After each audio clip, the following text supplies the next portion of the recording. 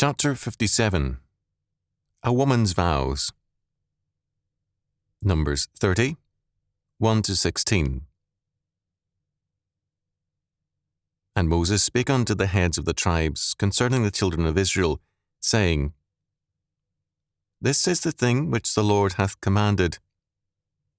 If a man vow a vow unto the Lord, or swear an oath to bind his soul with a bond, he shall not break his word. He shall do according to all that proceedeth out of his mouth. If a woman also vow a vow unto the Lord, and bind herself by a bond, being in her father's house in her youth, and her father hear her vow, and her bond wherewith she hath bound her soul, and her father shall hold his peace at her, then all her vows shall stand, and every bond wherewith she hath bound her soul shall stand. But if her father disallow her in the day that he heareth, not any of her vows, or of her bonds wherewith she hath bound her soul, shall stand, and the Lord shall forgive her, because her father disallowed her. And if she had at all an husband, when she vowed or uttered aught out of her lips wherewith she bound her soul, and her husband heard it, and held his peace at her in the day that he heard it, then her vows shall stand, and her bonds wherewith she bound her soul shall stand. But if her husband disallowed her on the day that he heard it, then he shall make her vow which she vowed, and that which she uttered with her lips, wherewith she bound her soul, of none effect, and the Lord shall forgive her. But every vow of a widow, and of her that is divorced, wherewith they have bound their souls, shall stand against her. And if she vowed in her husband's house, or bound her soul by a bond with an oath, and her husband heard it, and held his peace at her, and disallowed her not, then all her vows shall stand, and every bond wherewith she bound her soul shall stand. But if her husband hath utterly made them void on the day he heard them, then whatsoever proceedeth out of her lips concerning her vows, or concerning the bond of her soul, shall not stand. Her husband hath made them void, and the Lord shall forgive her. Every vow, and every binding oath to afflict the soul, her husband may establish it, or her husband may make it void. But if her husband altogether hold his peace at her from day to day, then he established all her vows, or all her bonds which are upon her. He confirmeth them, because he held his peace at her in the day that he heard them. But if he shall anyways make them void after that he hath heard them, then he shall bear her iniquity. These are the statutes which the Lord commanded Moses, between a man and his wife, between the father and his daughter, being yet in her youth in her father's house. Numbers 30, 1-16. The law here with respect to vows is, of course, case law. It is implications with respect to authority. As it reads, it concerns 1. Men who are of age and independent, 2. Daughters and wives, 3. Women who made a vow while married but no longer are married, and 4. Widows and divorced women. This obviously is a law of far-reaching implications, because here alone in the law do we find that statement. And Moses spake unto the heads of the tribes of the children of Israel. Verse 1. Usually, Moses is commanded to speak to the children of Israel. Obviously, we have a law of importance and difference in kind. The issue is vows to the Lord. This can be a simple matter, as in verse 13, a vow to afflict the soul, which most likely means fasting for a religious reason. The reference is not to obedience to God's law, but to some observance or service beyond that which is commanded. This is made clear in Deuteronomy 23, 21 to 23. When thou shalt vow a vow unto the Lord thy God, thou shalt not slack to pay it, for the Lord thy God will surely require it of thee, and it would be sin in thee. But if thou shalt forbear to vow, it shall be no sin in thee. That which is gone out of thy lips thou shalt keep and perform, even a freewill offering, according as thou hast vowed unto the Lord thy God, which thou hast promised with thy mouth. This tells us more clearly what is involved. A man or woman may be moved with gratitude to do something for or give something to the Lord's work above and beyond what the law requires. This can mean, as in verse 13, fasting. It can mean a freewill offering of money or of service. God gives this law, first, to encourage all such vows, and second, to regulate them so that godly order is not disrupted. Too often, people seek to serve God in ways disruptive of order and of godly authority. As a result, this law is given to provide a guide to men and to women. First, the assumption of verse 2 is with respect to men who are heads of households. Any vow they make to the Lord is not conditional upon the authority of a superior authority. This means that a vow by a young man or a dependent adult can be disallowed by the head of the household. No man can disannul a law of God, but a free will vow to give something which can affect the husband, father, or household head requires approval. If, however, the head of a family makes a vow to the Lord, he is bound unconditionally to obey it. We have forgotten such vows since World War II in particular. Before that time, at least in rural California, given the drought and depression, some farmers would ask God for blessing and vow to give a certain sum at the end of the harvest. This tells us two things. First, the kind of vow I have cited is a conditional one. It is a recognition that no man can control all the factors in his life, as with a farmer, weather, and a depressed economy. Rash vows are thus unwise. Our Lord refers to precisely this in Matthew 5:33 to 37. Again, ye have heard that it hath been said by them of old time, Thou shalt not forswear thyself, but shalt perform unto the Lord thine oaths. But I say unto you, swear not at all, neither by heaven, for it is God's throne, nor by the earth, for it is his footstool, neither by Jerusalem, for it is the city of the great King. Neither shalt thou swear by thy head, because thou canst not make one hair white or black. But let your communication be, yea, yea, nay, nay, for whatsoever is more than these cometh of evil. Our Lord is here commenting on our text, and also on Leviticus 19:12. And ye shall not swear by my name falsely, neither shalt thou profane the name of thy God. I am the Lord. The Quakers, not at all interested in the law, took our Lord's words simplistically and ignorantly. Our Lord was not abolishing Numbers 30 or Deuteronomy 23:21 to 23. He was indicting false and rash vows. The Christian version, as with the farmers cited, has been a realistic vow that realizes that no man is in control of all factors. As a result, the Christian formula has been, so will I do, so help me God. The words, so help me God, recognize man's dependence on God's providence. This fact tells us much about the meaning of free will vows.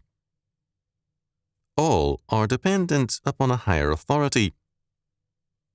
A man may have no other man over him as he vows, but he must be mindful of the laws of Leviticus 19:12 and Deuteronomy 23:21 to 23. The vows our Lord condemns are boastful ones. They abuse the prerogatives of God, and they assume an autonomous power that is fictitious.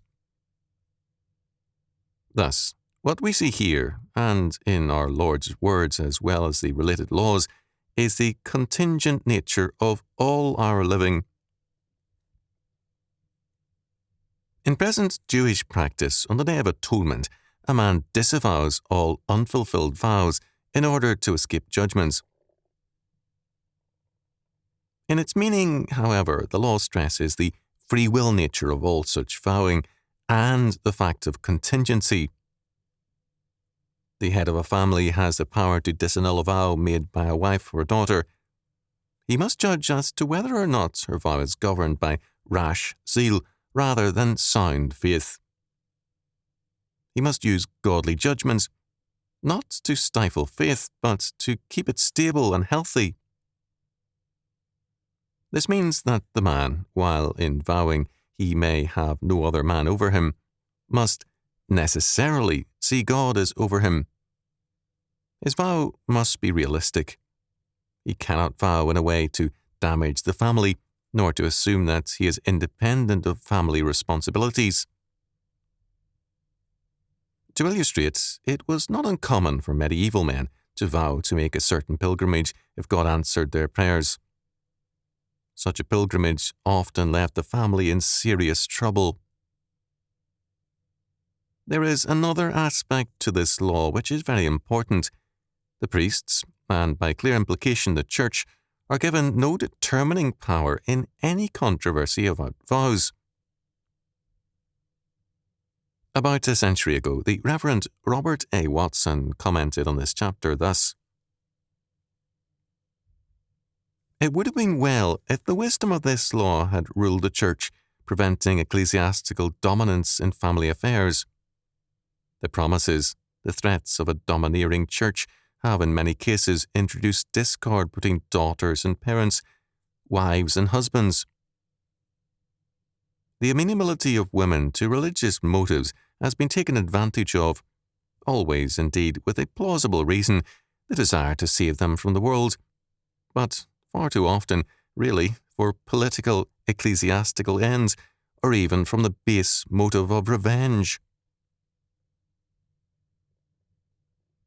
The authority of the husband is also strictly limited. According to verse 15, when the wife makes a vow, the husband must express his dissent at once. He cannot, at a later date, when he is angry with her, reach back in time to disallow her vow.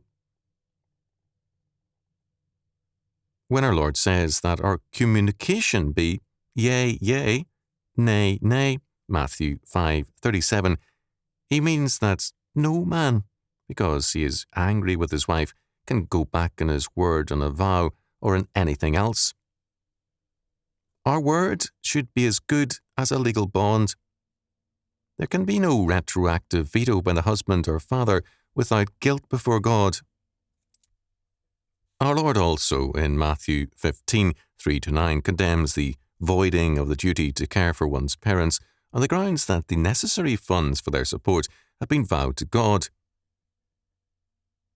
This is using God's name to break God's law. The ancient rule was that silence gives consent. A man could, according to rabbinic law, ask for as much as 24 hours to consider his wife's or daughter's vow. Beyond that, his silence gave consent, a premise still with us. A vow was a promise to God.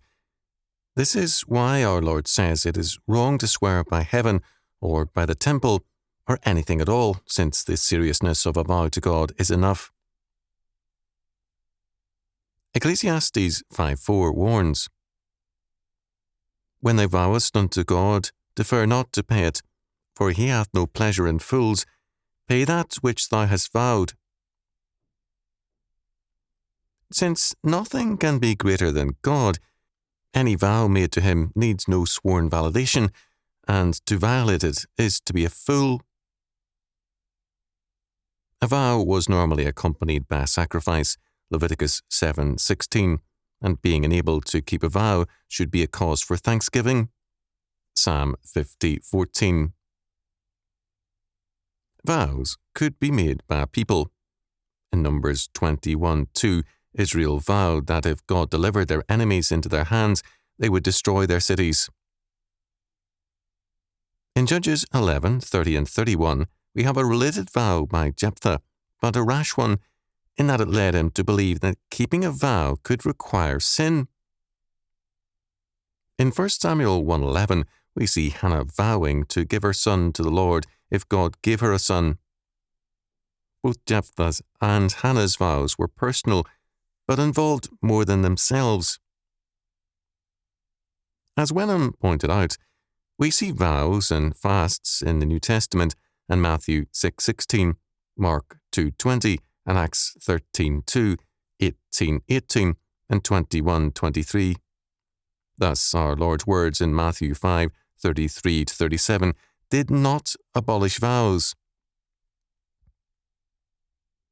The reason why the husband or father had oversight where a wife or daughter made a vow was to prevent rash vows which, however well intended, could adversely affect family life. This means that the head of the household had to be responsible, not only to annul rash vows, but to avoid himself any rash vows that would harm the family.